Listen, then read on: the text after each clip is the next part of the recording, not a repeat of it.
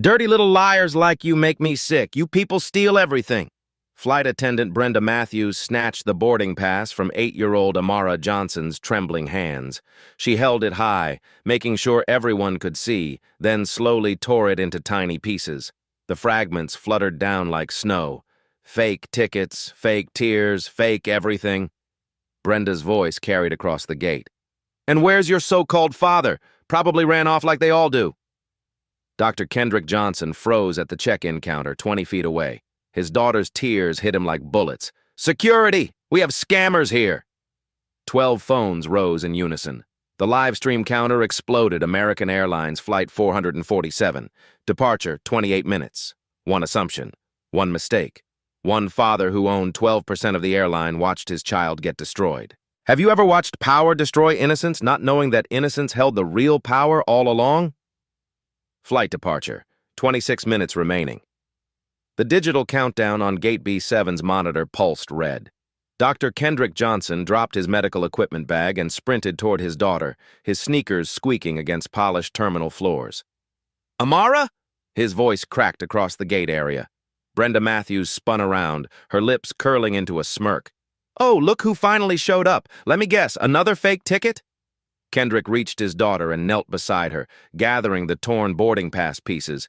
His hands shook as he tried to fit them together like a jigsaw puzzle. "Sweetheart, are you okay?" "Daddy, she said we're liars." Amara's voice was barely a whisper. Jenny Rodriguez, passenger in seat 12C, had been recording since the first torn piece hit the floor. Her Instagram live stream showed 3,247 views and climbing. Comments flooded the screen faster than she could read them. "This is disgusting! Someone help that baby! Where's the manager? I'm calling American Airlines!" Flight departure, 24 minutes remaining. Gate agent Patricia Wilson emerged from behind her counter, clipboard in hand. Her eyes swept over Kendrick's faded jeans and plain gray polo shirt. No designer labels, no expensive watch, no obvious signs of wealth. "Sir, I'm going to need to see identification and proof of purchase for both tickets." Kendrick stood slowly, his jaw tightening. Of course. He pulled out his wallet, a simple black leather fold, nothing fancy. His driver's license showed the same last name as the tickets. Patricia examined the documents with theatrical precision, holding them up to the light as if checking for watermarks. "These could be forged. Happens all the time with—" She paused, her eyes flicking between father and daughter. "With certain types of passengers." The words hung in the air like poison gas. "Certain types?" Kendrick's voice remained calm, but his knuckles whitened around Amara's hand. Flight departure, 22 minutes remaining. Brenda stepped closer, emboldened by Patricia's support. "Look, we've seen this scam before. Single father, sick kid, first-class tickets they clearly can't afford. It's textbook fraud." "My daughter has sickle cell anemia," Kendrick said quietly. "We're flying to Atlanta Children's Hospital for treatment." "A convenient excuse." Brenda's eyes narrowed. "Where's the paperwork? Real patients have real documentation." Amara tugged on her father's shirt. "Daddy, my chest hurts." Kendrick immediately dropped to her level, checking her breathing. Her lips had a slight blue tinge, the beginning of a crisis. His medical training kicked in as he reached for her emergency inhaler. "She needs to sit down, now. She needs to leave." Brenda blocked the boarding gate with her body. "Both of you." Flight departure, 20 minutes remaining. The crowd was growing. Passengers from nearby gates had wandered over, drawn by the commotion. Jenny's live stream had reached 8,500 viewers. Someone had started the hashtag #AmericansAgainstDiscrimination. "This is 2025, not 1955, shouted an elderly white woman from the crowd. "Just let them on the plane," added a businessman in an expensive suit. But Patricia and Brenda stood their ground. They'd seen their type before, trying to game the system with sob stories and fake emergencies. Security Officer James Park arrived, his radio crackling with static. "What seems to be the problem here?" "Fraudulent tickets," Patricia announced loudly enough for everyone to hear. "Father-daughter team classic con." Officer Park looked down at Amara, who was now sitting on the floor, struggling to breathe properly. Something didn't feel right about this situation, but airline personnel had authority in these matters. Sir, I'm going to need you to come with me while we sort this out. Flight departure, 18 minutes remaining. Kendrick's phone buzzed. A text from his assistant. Board meeting moved to 3 p.m. Emergency vote on quarterly projections. He deleted it without responding. Right now, nothing mattered except his daughter. Please, he said to Officer Park. Look at her. She's having a medical episode. The stress is triggering her condition. Amara's breathing was becoming more labored. Her sickle cell disease meant that stress, dehydration, or altitude changes could trigger a painful crisis. The humiliation and anxiety were doing exactly what Kendrick had feared. Daddy, she whispered. I'm here, Princess. Just breathe with me. But Brenda wasn't finished. Oh, how touching. The acting lessons really paid off, didn't they? Flight departure, 16 minutes remaining. Jenny's live stream exploded. The viewer count hit 12,000. Screenshots were being shared across Twitter, Facebook, and TikTok faster than the platforms could track them. Someone had pulled up American Airlines customer service number and was posting it in the comments.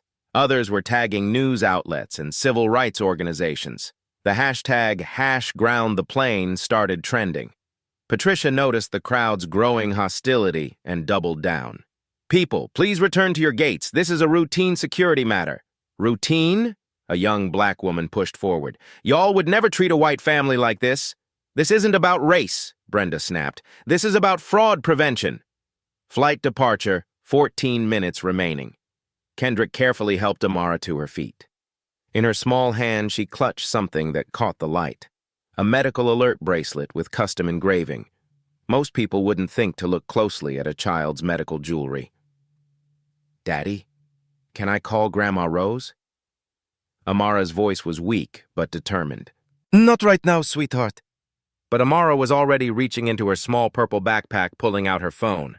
It wasn't a cheap device. It was the latest iPhone with a custom case that looked expensive up close. She scrolled through her contacts with the practiced ease of a child who'd grown up with technology. Her finger paused over one entry. Emergency, Dad's office. Flight departure, 12 minutes remaining. The boarding announcement echoed through the gate area. American Airlines Flight 447 to Atlanta. We will begin boarding first-class passengers in 10 minutes. All first-class passengers except 2. Kendrick looked at his daughter, then at the crowd of strangers who had become unwitting witnesses to their humiliation. Jenny's live stream was now at 15,000 viewers and climbing. Amara, he said quietly, remember what I taught you about quiet strength? She nodded, her small hand steady as she typed a single text message. Code red, gate B7, need help. The message went to a contact simply labeled, Board Emergency Line. Flight departure, 10 minutes remaining. Chief Flight Attendant Carol Martinez clicked across the gate area in her polished heels, her supervisor badge gleaming under the fluorescent lights. She'd been called from the VIP lounge where she'd been handling a delayed senator's connecting flight. What's the situation here? Her voice carried the authority of 15 years managing difficult passengers. Brenda straightened her uniform. Fraudulent first-class tickets, ma'am. Father and daughter, classic scam operation. Carol's eyes swept over Kendrick and Amara with practiced efficiency. Faded jeans, basic polo shirt, sneakers that had seen better days, an 8-year-old in a simple purple dress and worn backpack. Nothing screamed money. Have you verified the tickets through our system? Carol asked. The physical tickets appear legitimate, Patricia admitted reluctantly. But that doesn't mean... It means they're real. A voice cut through the conversation. Dr. Sarah Chen, a pediatric oncologist heading to the same Atlanta conference as Kendrick, stepped forward from the crowd. She'd been watching the entire scene unfold with growing disgust. I know this family. That little girl is my patient's daughter from support group meetings. Flight departure, 8 minutes remaining. Carol's expression didn't change. Ma'am, I appreciate your concern, but we have protocols. These tickets could have been purchased with stolen credit cards. Run the credit card verification then, Kendrick said quietly. We don't have time for that, Carol snapped. We have a schedule to maintain. The irony hung heavy in the air. No time to verify legitimacy, but plenty of time for public humiliation. Jenny's Instagram Live had exploded to 23,000 viewers. The comments were a waterfall of outrage. This is 2025 and we're still doing this? Those flight attendants need to be fired. Someone get that baby some help. I'm never flying American again. Screenshots were spreading across Twitter faster than wildfire. Someone had already created a petition to hold American Airlines accountable for discrimination. Flight departure. 6 minutes remaining. Security Officer Park shifted uncomfortably. His training told him to follow the airline's lead, but his gut told him something was wrong. The little girl was clearly sick, and the father's calm demeanor didn't match the profile of a typical scammer. Maybe we should just verify the tickets in the system, he suggested. Officer Park, Carol's voice turned icy, are you questioning our professional judgment? No, ma'am, but then please escort these individuals away from our gate so we can board our legitimate passengers. The word legitimate hit like a slap. Kendrick felt Amara's hand tighten in his. Her breathing was getting worse. Daddy, I need my medicine, she whispered. Kendrick looked toward their carry-on bag, sitting just inside the jetway where Brenda had moved it during the initial confrontation. Her emergency medication is in that bag. You should have thought of that before trying to scam your way onto my plane, Brenda said. Flight departure, 5 minutes remaining. The crowd was getting restless. Dr. Chen pushed forward again. This is medical negligence. That child needs her medication now. Back off, lady, Brenda warned, or you'll be joining them off this flight. You can't threaten passengers for speaking up, called out Marcus Thompson, a civil rights lawyer who'd been documenting everything on his phone. Watch me. Carol stepped between them and the gate. Anyone else who interferes will be placed on our no-fly list. The threat worked. Most passengers stepped back, but their phones kept recording. Jenny's live stream hit 35,000 viewers. The American Airlines customer service phone lines were reportedly jammed with complaint calls. #Americans Against Discrimination was trending nationally. Airport manager David Harrison received the first emergency call on his office phone. Sir, we have a situation at Gate B7. Viral social media incident involving alleged discrimination. Legal exposure appears significant. How significant? Harrison was already grabbing his jacket. Over 40,000 viewers and climbing. News outlets are picking it up. Could be a PR disaster. Flight departure, 4 minutes remaining. More airline staff began arriving. Customer service supervisors, ground crew managers, airport police backup. What had started as a simple gate dispute was becoming a corporate crisis. Regional operations manager Janet Walsh pushed through the crowd, her American Airlines blazer marking her as senior management. She took one look at the scene, phones recording everywhere, a sick child on the floor, staff looking increasingly defensive, and knew they were in deep trouble. What exactly is the problem here? She demanded. Fraudulent tickets, Carol repeated, but her voice lacked its earlier conviction. Show me the verification. We haven't had time to run full verification. You haven't? Walsh's eyes widened. You're accusing passengers of fraud without verification in front of cameras? Amara's condition was deteriorating. The stress had triggered what Kendrick recognized as the beginning of a sickle cell crisis. Her skin was taking on a grayish pallor, and her breathing was shallow. She needs to get to a hospital, Dr. Chen announced loudly. This is a medical emergency.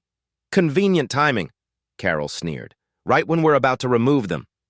Are you serious right now? Dr. Chen's professional composure cracked. I'm a doctor. This child is in crisis. So you claim. Flight departure, 3 minutes remaining. Walsh stepped forward, her management training kicking in. This was spiraling out of control. Let's everyone take a step back. Sir, I apologize for this confusion. Let me personally verify your tickets. Too late for that, Brenda muttered under her breath, but loud enough for the microphones to catch. Excuse me? Walsh turned on her subordinate. I said it's too late. We've already established they're fraudulent.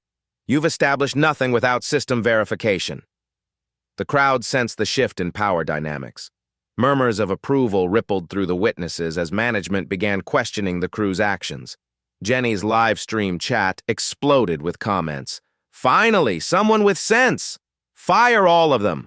That little girl needs help! Justice is coming! Flight departure. 2 minutes remaining. Kendrick knelt beside his daughter, pulling out his own phone. He scrolled to a contact labeled simply emergency. His thumb hovered over the call button.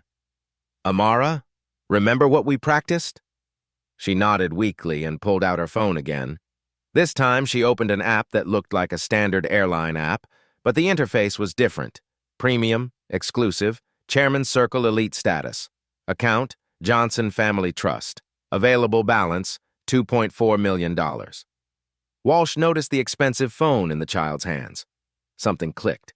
Sir, may I see your identification again? Kendrick handed over his driver's license. Walsh's eyes widened as she read the name, then looked more carefully at the man in front of her. Dr. Johnson? Kendrick Johnson? Yes. The Dr. Johnson from MedTech Innovations? That's correct. The crowd fell silent. Even Brenda seemed to sense that something had shifted. Flight departure. 1 minute remaining. Final boarding call for American Airlines Flight 447 to Atlanta. The gate was chaotic now. Legitimate first-class passengers were demanding to board. The crowd of witnesses had grown to over 50 people. Airport security supervisors were being called to manage the situation. Carol grabbed her radio.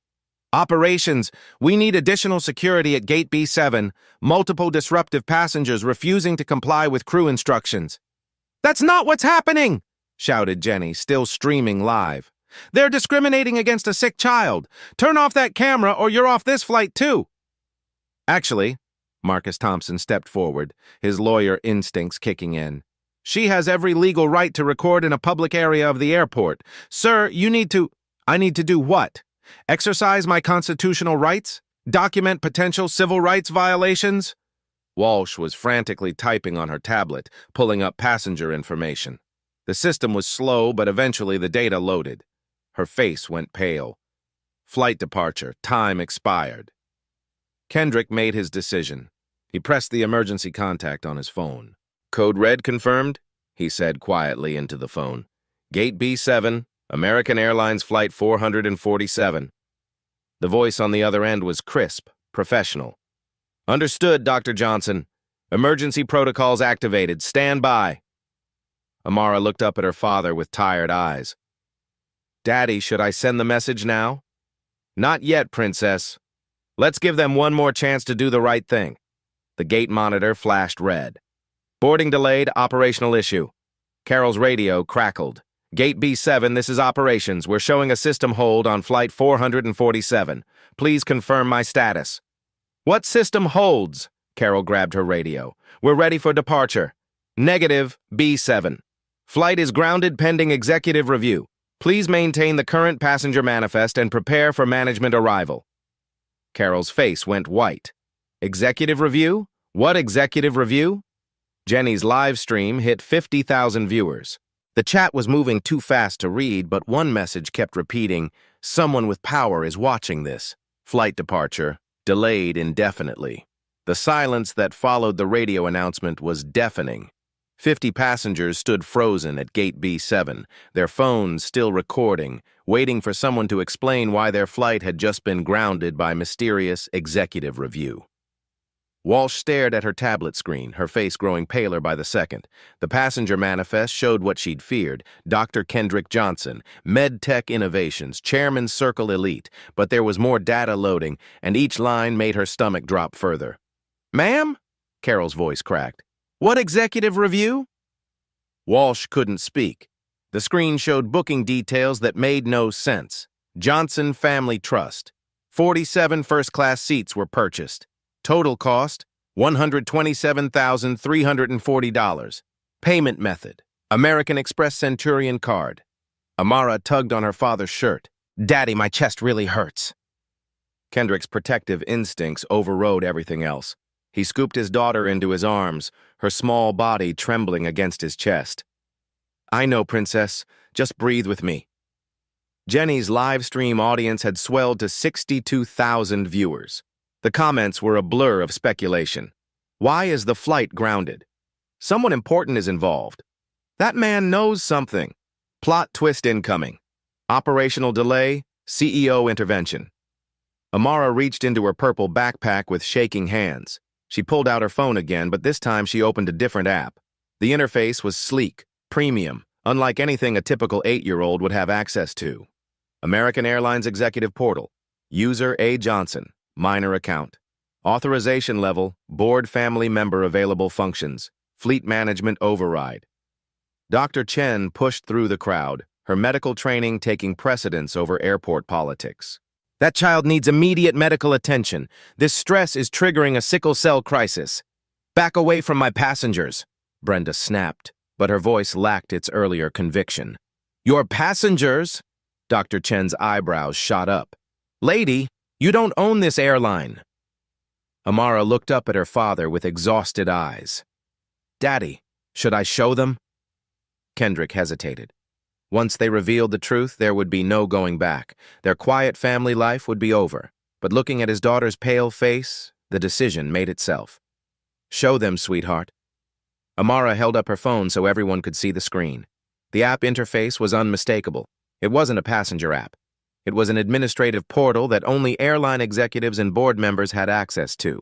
Current user, Amara Johnson, minor, account type, board family, immediate relatives, flight tracking, 47 seats purchased, flight AA 447, override authority, operational holds, crew reviews, flight delays. The crowd pressed closer, trying to understand what they were seeing. Marcus Thompson, the lawyer, was the first to piece it together. Holy shit, he whispered, then louder. Do you people realize who you just humiliated? Walsh was frantically scrolling through her tablet, accessing files that required executive clearance. Johnson Family Trust, holdings, American Airlines stock, percentage, 11.7% of total shares. Market value, $356.86 million. Board position, Dr. Kendrick Johnson, chairman of the Medical Advisory Committee. Emergency contacts, American Airlines CEO Robert Mitchell, direct line. Oh my God, Walsh breathed. But Amara wasn't finished.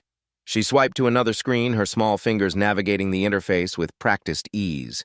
A contact list appeared, filled with names that made Walsh's blood run cold. Asterisk Dad's office, American Airlines Board. Emergency line asterisk Uncle Robert. CEO direct asterisk Grandma Rose. Investor Relations VP asterisk Dr. Marcus Williams. Memorial Foundation. Board Chairman Brenda's confident smirk disappeared like smoke. She took a step backward, her eyes fixed on the phone screen, trying to process what she was seeing.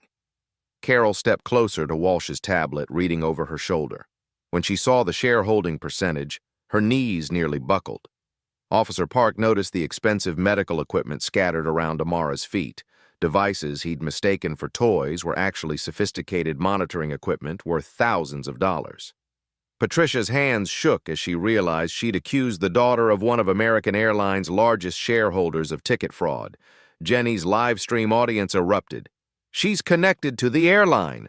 Her family owns the company. Owns the I. This is about to get real. Heads are gonna roll. Amara's phone showed one unread message in a thread labeled Emergency Board Meeting. Vote scheduled for 3:15 p.m. Quarterly projections and operational oversight review. Your attendance is required. Uncle Robert. The timestamp showed the message had been sent 20 minutes ago, right around the time the confrontation began. But there was another contact that no one had noticed yet, buried in her favorites list. Emergency, Dad's work phone. The subtitle read, CEO Direct Line, Board Emergency Protocols. Kendrick noticed the crowd staring at his daughter's phone and made a decision. He pulled out his own device and dialed a number from memory. Robert? It's Kendrick. We have a problem at Gate B7. The name Robert sent a ripple through the crowd. Anyone familiar with American Airlines knew there was only one Robert who mattered. CEO Robert Mitchell. Dr. Chen's eyes widened. You're calling the CEO directly? He's my brother-in-law, Kendrick said simply. The revelation hit like a thunderbolt. Jenny's live stream chat exploded. CEO is his brother-in-law? Family owns the airline? Those employees are so fired. Marcus Thompson started laughing, not from humor, but from the sheer magnitude of the mistake these employees had made. Lady, he said to Brenda, you just discriminated against the boss's family. Now that people were looking closely, the signs had been there all along. Amara's medical bracelet wasn't just any alert jewelry. It was custom platinum with the inscription, Dr. Marcus Williams Memorial Foundation, board chairman's granddaughter. Her backpack, which had looked like a simple purple bag, bore a small embroidered logo, Johnson Family Trust. The carry-on bag Brenda had moved contained not just medication, but a laptop case with American Airlines Medical Advisory Committee stickers. Kendrick's boarding pass, when pieced back together, showed seat 2A, the premier first-class seat reserved for the airline's most important passengers. Walsh found her voice first. Dr. Johnson, I am so incredibly sorry. This is a complete misunderstanding. No. Kendrick's voice remained calm, but there was steel underneath. This isn't a misunderstanding. This is exactly what it appears to be. His phone was still connected to the CEO.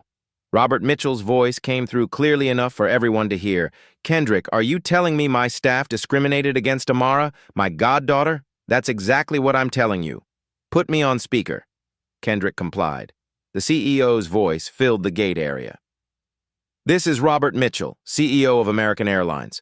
I want every employee involved in this incident to remain exactly where they are. I'm personally flying to Newark to handle this situation. Flight status, delayed pending executive arrival, CEO, arrival, 45 minutes. The gate area had transformed into a corporate war zone. Word of the incident had spread beyond social media. American Airlines stock was already down 3.2% in after-hours trading. Financial news outlets were picking up the story. Crisis management teams were being assembled in boardrooms across the country. Amara sat in her father's lap, her breathing slowly stabilizing now that the immediate stress had passed. But Kendrick could see the toll the confrontation had taken on her small body. Her sickle cell crisis was manageable for now, but she needed proper medical attention soon. "Daddy," she whispered, "can I tell them the numbers now?" Kendrick looked at the airline employees who had tormented his daughter. They stood in a tight cluster, their earlier arrogance replaced by barely concealed panic. "Yes, Princess. Tell them exactly what this is going to cost." Amara pulled out her phone again, this time opening a financial app that no 8-year-old should have had access to. The interface showed real-time American Airlines data that even most employees couldn't see. American Airlines stock price, she read in her clear, young voice, $127.45 per share. The crowd leaned in, mesmerized by the child's calm recitation of corporate data.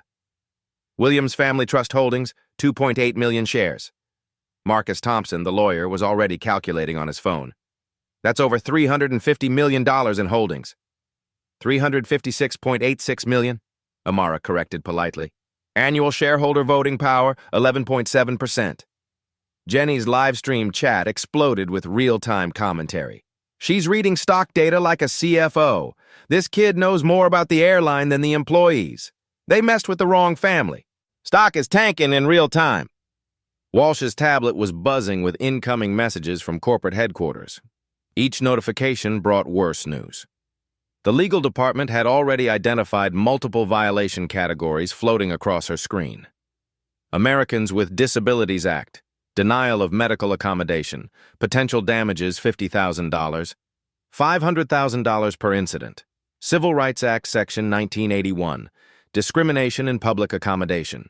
Potential damages $100,000, $2 million per incident. Airline Consumer Protection Regulations, denial of paid service without cause. Potential damages $25,000, $1 million per incident. Corporate liability exposure from social media documentation, $50, $100 million in class action lawsuit potential. Dr. Chen stepped forward, her medical expertise adding another layer of legal complexity.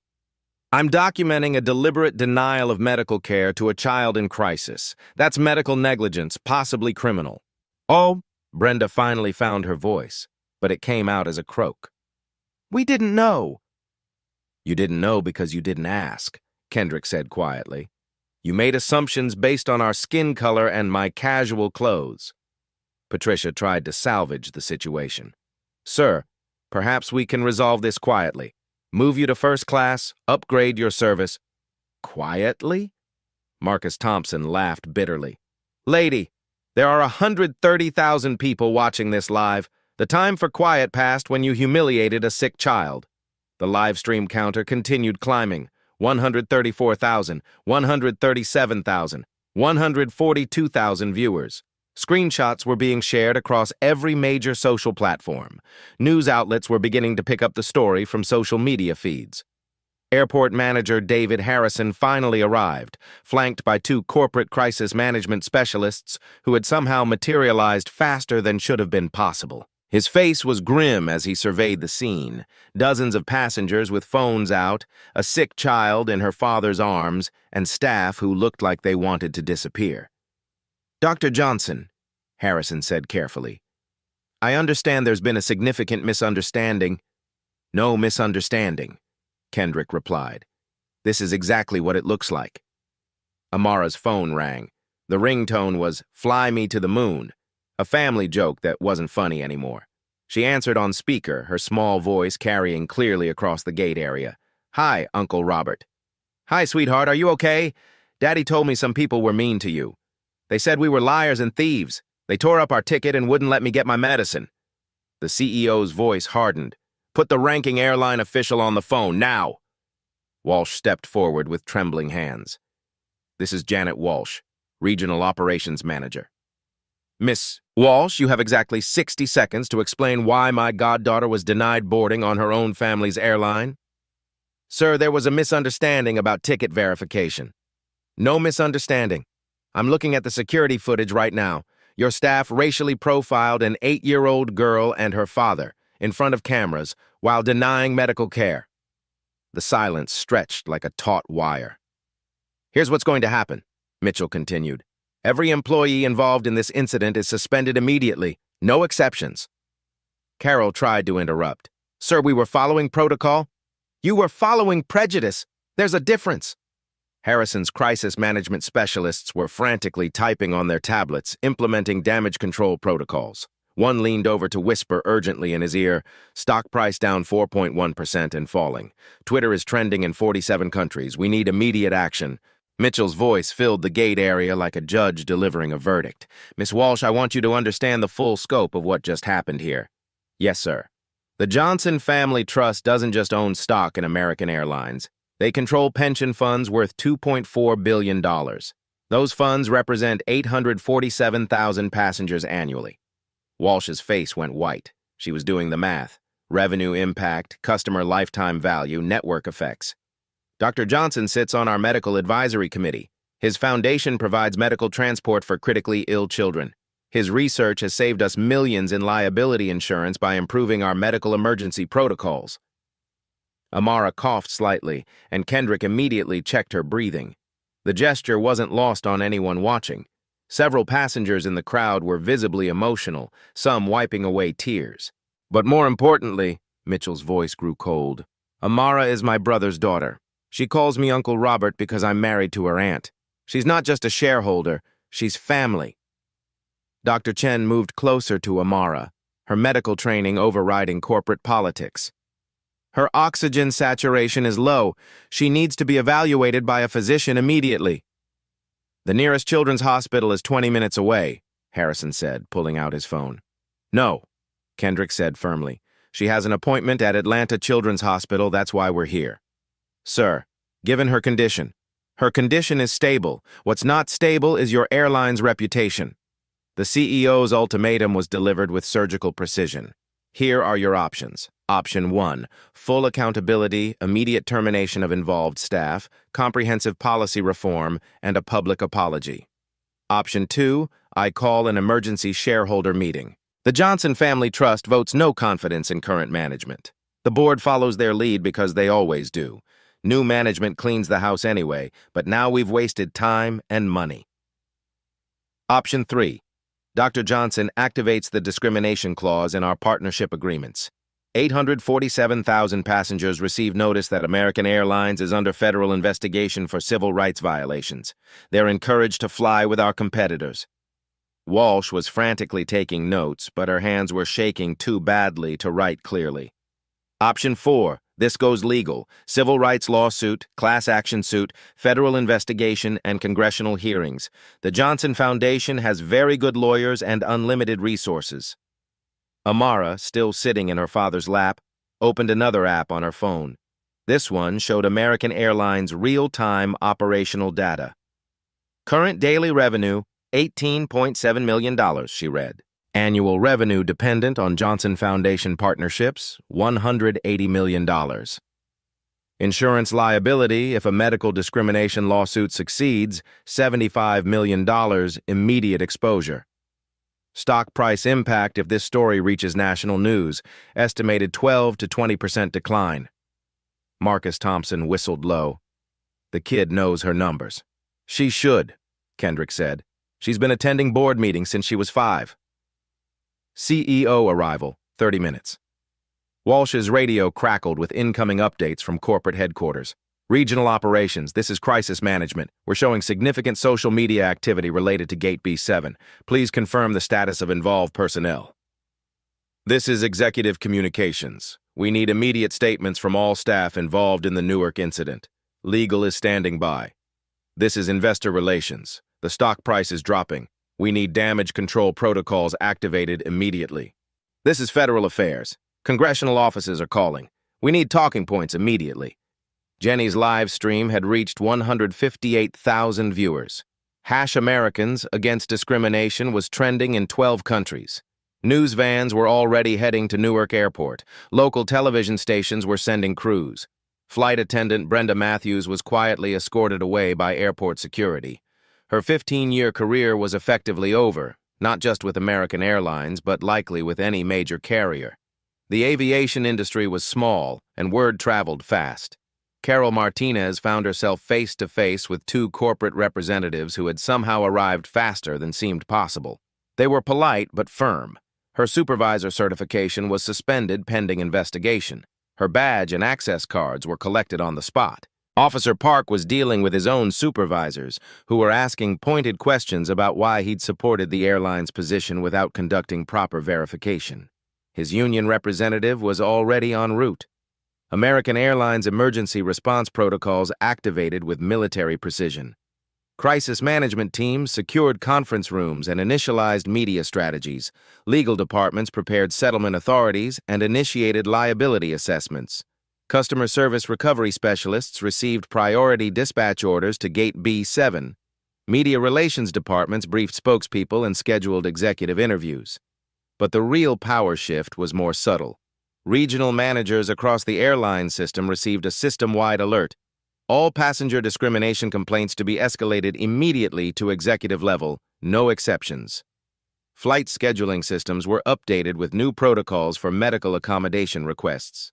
Training departments received urgent mandates to develop bias recognition programs. The insurance department began calculating policy adjustments for civil rights coverage. CEO arrival, 15 minutes. A new voice came through Walsh's radio.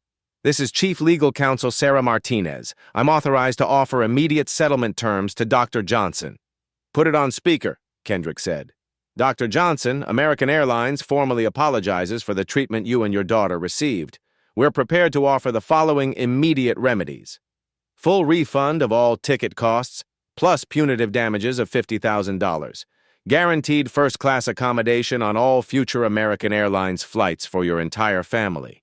A personal apology from our CEO, delivered in person. Immediate policy changes to prevent similar incidents. Kendrick looked down at his daughter. What do you think, Princess?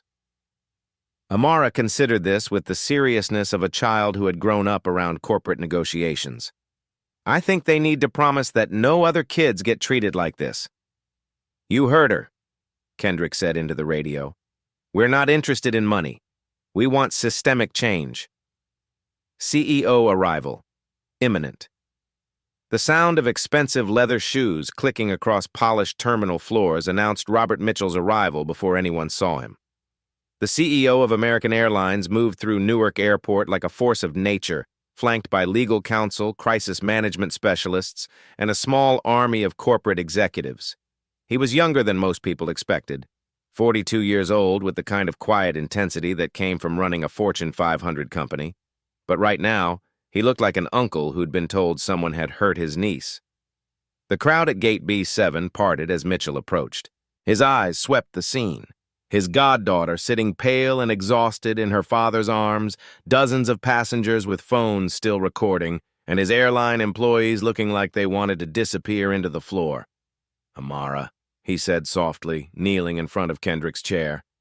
"How are you feeling, sweetheart?" "Better now that you're here, Uncle Robert." Her voice was tired but steady. Mitchell's jaw tightened as he stood and faced his employees. "Miss Walsh, Miss Martinez, Miss Matthews. Oh, wait, Miss Matthews has already been escorted away. Good." The remaining staff stood at attention like soldiers awaiting court-martial. "Explain to me," Mitchell said, his voice deadly calm, "how 3 experienced airline professionals decided that an 8-year-old girl with a first-class ticket was running a scam operation." Walsh tried to speak first. "Sir, the tickets appeared suspicious." "Appeared suspicious? How?" "They were purchased through our own system with a valid credit card from an account holder we've known for 15 years. The passengers didn't look like they could afford first class." "Stop!" Mitchell held up a hand. "Did you just tell me that you profiled passengers based on their appearance?" The silence was damning. Jenny's live stream had reached 203,000 viewers. The chat was moving so fast it looked like digital static. "CEO is pissed. Justice is coming. Those employees are done." This is what accountability looks like. Mitchell turned to address the crowd of passengers who had witnessed the entire incident. "Ladies and gentlemen, I am Robert Mitchell, CEO of American Airlines. What you witnessed today is not representative of our company's values, and I personally guarantee it will never happen again." He pulled out his phone and made a call on speaker. "Board emergency line, this is Robert. I need an immediate vote on operational policy changes. Yes, right now." The corporate machinery moved with ruthless efficiency. Within minutes, Mitchell's legal team had prepared termination paperwork for Brenda Matthews. Her discriminatory actions, captured on multiple video streams and witnessed by dozens of passengers, constituted grounds for immediate dismissal. Carol Martinez received a formal suspension pending full investigation. Her supervisor credentials were revoked, and she would be required to complete extensive bias training before any consideration of reinstatement. Patricia Wilson faced similar consequences: suspension without pay and mandatory retraining. Her gate agent certification was under review by airport authorities. "Dr. Johnson," Mitchell said, "I want you to understand that these are not just disciplinary actions. These are permanent changes to how we operate." Kendrick nodded, still holding Amara close. "What kind of changes?" Mitchell gestured to one of his executives, who began reading from a tablet. "Effective immediately. Zero-tolerance discrimination protocol. First incident of verified bias results in immediate suspension. Investigation period not to exceed 72 hours. Proven discrimination results in termination and industry blacklist." The crowd murmured approval. This wasn't just corporate speak. This was policy with teeth. Second, enhanced medical emergency response system. All crew members will receive mandatory training in recognizing sickle cell crises, diabetic emergencies, and other chronic conditions affecting children. Amara looked up at this. "Will they know how to help kids like me?" "They will now," Mitchell promised. One of Mitchell's technology executives stepped forward with a prototype tablet. "Dr. Johnson, we'd like to show you something we've been developing." The screen displayed an application interface labeled Fair Fly with a sleek, user-friendly design. "This is a real-time bias reporting and accountability platform. Passengers can report discriminatory incidents immediately through our app. Each report triggers automatic investigation protocols." "Show me how it works," Kendrick said. The executive demonstrated. Passenger selects Report Bias, fills out a brief form, and can upload video evidence directly. The report goes immediately to our executive team and legal department. No filtering through lower management. "What about accountability?" Marcus Thompson asked, his lawyer instincts engaged. "Each incident is tracked with a unique ID. Passengers receive regular updates on investigation status. Monthly bias statistics are published publicly on our website. Complete transparency." Mitchell added, "We're also implementing AI-powered bias detection in customer service interactions. If our system detects discriminatory language or behavior patterns, it triggers immediate supervisor intervention." The technology was impressive, but Amara had a more important question. What about other kids who don't have daddies with airplane companies? Mitchell's response showed he'd been thinking about this exact question. We're partnering with the NAACP, Anti-Defamation League, and disability rights advocates to completely redesign our training program. Every American Airlines employee, from baggage handlers to executives, will complete a mandatory 16-hour program covering unconscious bias recognition, cultural competency, and customer service excellence. The program includes real-world scenario training using actors to simulate discrimination situations. Employees must demonstrate competency, not just attendance. Dr. Chen stepped forward. What about medical training? This child could have died if her crisis had escalated. Medical accommodation training is now mandatory for all customer-facing staff. We're partnering with Children's Miracle Network hospitals to ensure our crew can recognize and respond to pediatric medical emergencies. The changes weren't just cosmetic. They represented a fundamental shift in how the airline would operate. Mitchell's CFO joined the group, carrying a leather portfolio. Dr. Johnson, we want to put our money where our mouth is. $2.5 million immediate donation to the Sickle Cell Disease Foundation. $50,000 annual scholarship fund for underrepresented students pursuing careers in aviation. Free medical transport program for chronically ill children who need specialized care in distant cities. Partnership agreement with Children's Miracle Network hospitals to provide emergency transportation nationwide. Amara's eyes lit up at this last point. Really?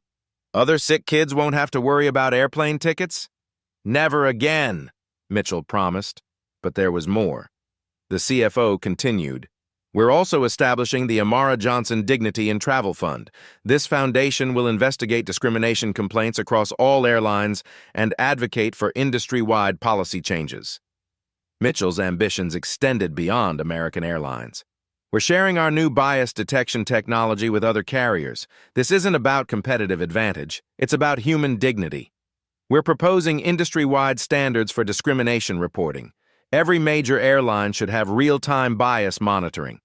Congressional testimony is scheduled for next month. We're advocating for federal legislation requiring bias training for all transportation employees. International partnerships are being developed. We want these standards implemented globally. The scope was breathtaking. One incident at Gate B7 was driving transformation across an entire industry. Dr. Chen had been monitoring Amara throughout the conversation. Her condition is stable, but she should be evaluated soon. Mitchell immediately activated the airline's medical emergency protocols. We have a medical transport aircraft standing by. Dr. Johnson, we can have you in Atlanta within 2 hours. The Children's Hospital has been notified. Dr. Sarah Patterson, head of pediatric hematology, is expecting Amara personally.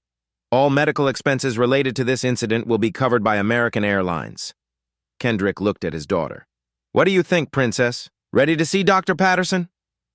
Amara nodded, then looked at the crowd of passengers who had supported her. Can I say something first?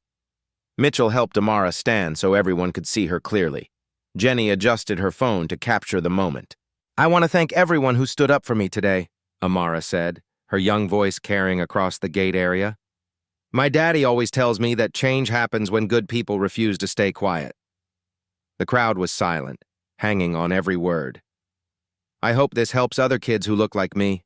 Nobody should be treated badly because of their skin color or because they're sick.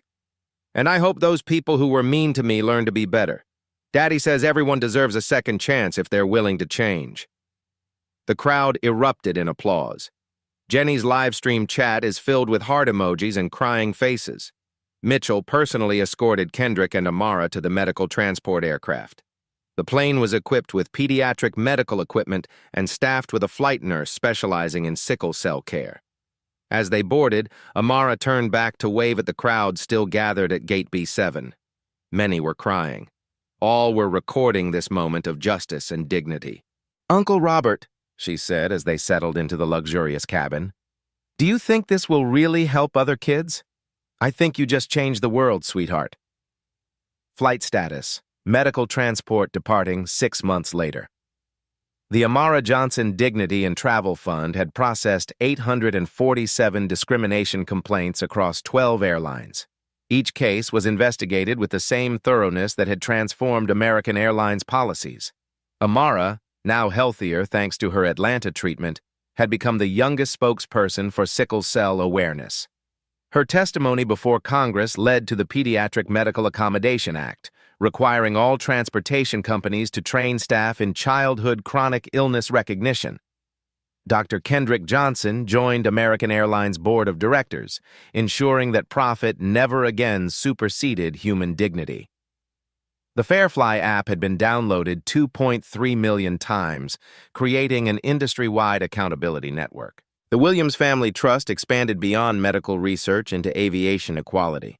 Their scholarship program had enrolled 127 minority students in pilot training programs, breaking barriers in an industry that had excluded too many for too long.